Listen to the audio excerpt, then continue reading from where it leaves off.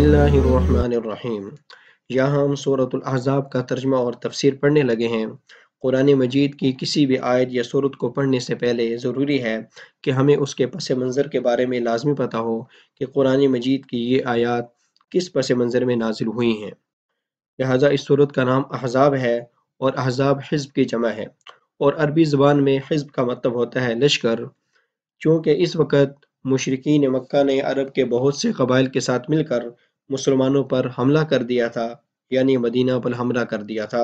इस वजह से इस ग़ज़वे का नाम ग़ज़वा अहज़ाब रखा गया और चूँकि उस ग़ज़वे का ज़िक्र इस सूरत में है, लिहाज़ा इस सूरत का नाम सूरतुल अहज़ाब रखा गया है।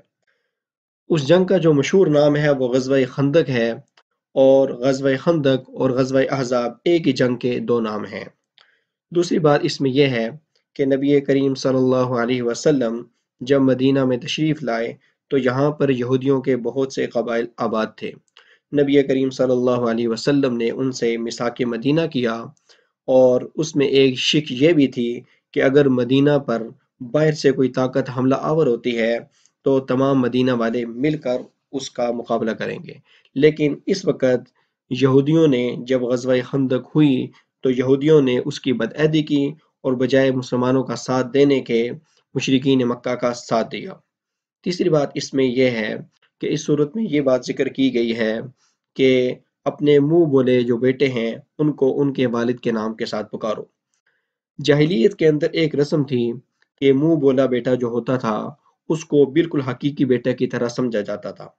हत्ता कि उसको उसी तरह वारिस बनाया जाता था जिस तरह के हकीकी बेटा वरासत का हकदार होता है और मुँह बोले बेटे की मुतलका या बेवा यानी उसकी तलाक याफ्ता बीवी से वालिद शादी कर नहीं कर सकता था, उसको अच्छा नहीं समझा जाता था।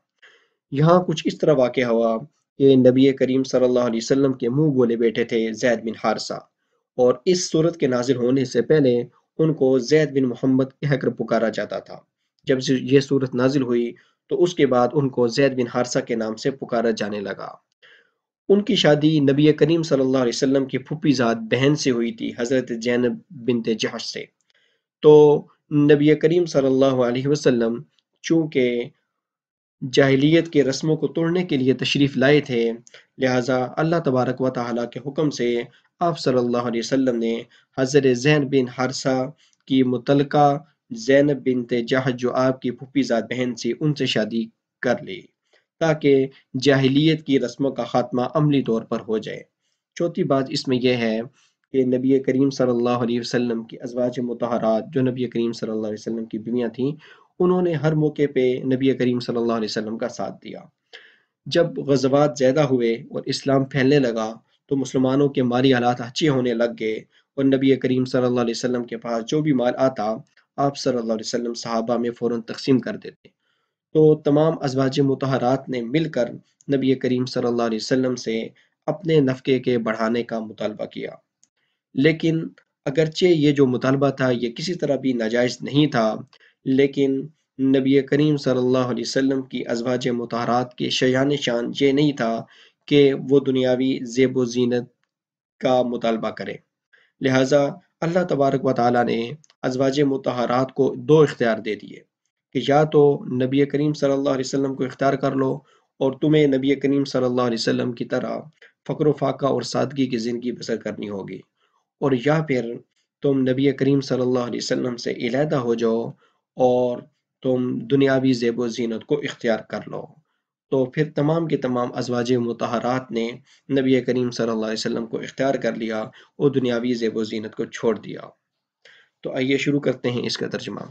या अय्युहन नबियुत्तक़िल्लाह वला तुतिउल काफ़िरीन वल मुनाफ़िक़ीन, ए नबी तुम अल्लाह ताला से डरते रहो, वला तुतिउल काफ़िरीन वल मुनाफ़िक़ीन और आप काफिर लोगों का और मुनाफिक लोगों का कहा मत माने।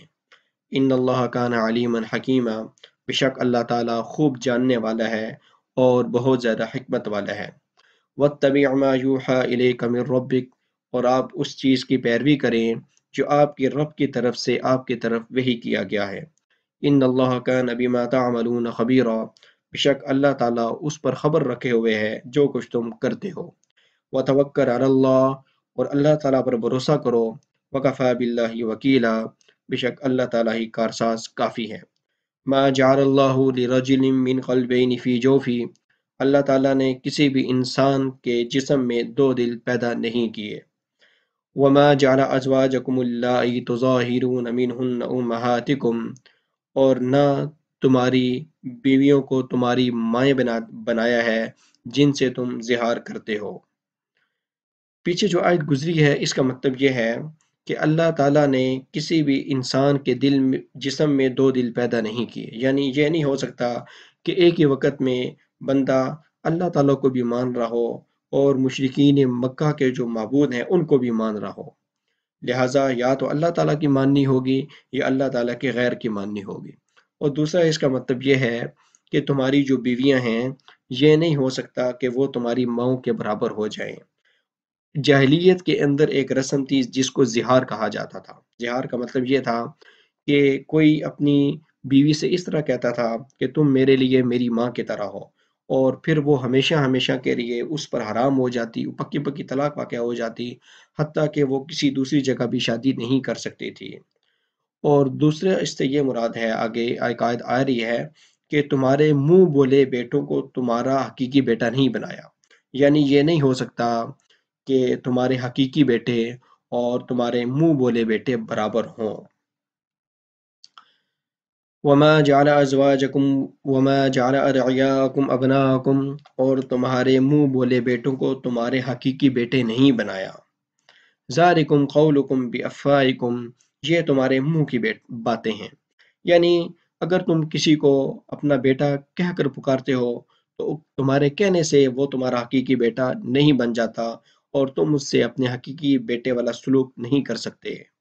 واللہ یقول الحق، اور اللہ تعالیٰ سچی بات کہتا ہے، وہو یہدی السبیل، اور وہی سیدھی راہ دکھلاتا ہے۔ ادعوہم لآبائہم هو اقسط عند اللہ، ان منہ بولے بیٹوں کو ان کے والد کے نام کے ساتھ پکارو، هو اقسط عند اللہ، یہی اللہ تعالیٰ کے نزدیک زیادہ انصاف پسند کی بات ہے۔ فَإِن لَّمْ تَعْلَمُوا آبَاءَهُمْ، اور اگر تمہیں ان کے والد کا نام پتہ نہ ہو، فَإِخْوَانُكُمْ فِي الدِّينِ، تو وہ تمہارے دین میں بھائی ہیں، وَمَوَالِيكُمْ، اور تمہارے دوست ہیں، وَلَيْسَ عَلَيْكُمْ جُنَاحٌ فِيمَا أَخْطَأْتُمْ بِهِ، اور تمہارے پر کوئی حرج نہیں ہے کہ جو تم اس سے پہلے غلطی کر چکے ہو، یعنی اگر تم اس سے پہلے پکارتے رہے ہو تو اس کا تمہیں گناہ نہیں ہوگا۔ ہاں البتہ جب یہ آیات نازل ہو گئی ہیں تو اب اس کے بعد کسی کے لیے جان بوجھ کر اس طرح کرنا جائز نہیں ہے۔ وَلَٰكِن مَّا تَعَمَّدَتْ قُلُوبُكُمْ، لیکن اس چیز پر تمہارا مواخذہ ہوگا، مَّا تَعَمَّدَتْ قُلُوبُكُمْ، جس کو تمہارے دل جان بوجھ کر کریں، یعنی اگر جان بوجھ کر اس کے حقیقی والد کا نام نہیں پکارو گے، اس کے منہ بولے بیٹے کا جو والد ہے جو حقیقی والد نہیں ہے اس کا نام پکارو گے تو تمہارے پر پھر مواخذہ ہوگا۔ وَكَانَ اللَّهُ غَفُورًا رَحِيمًا، اور بے شک اللہ تعالیٰ بڑا بخشنے والا ہے، بڑا رحم کرنے والا ہے۔ النبی اولیٰ بالمؤمنین من انفسہم وازواجہ امہاتہم، نبی کریم صلی اللہ علیہ وسلم مومنوں کو ان کی جانوں سے بھی زیادہ حقدار ہے، ان کی جانوں سے بھی زیادہ آگے ہیں۔ وازواجہ امہاتہم، اور ان کی جو بیویاں ہیں وہ ان کی مائیں ہیں۔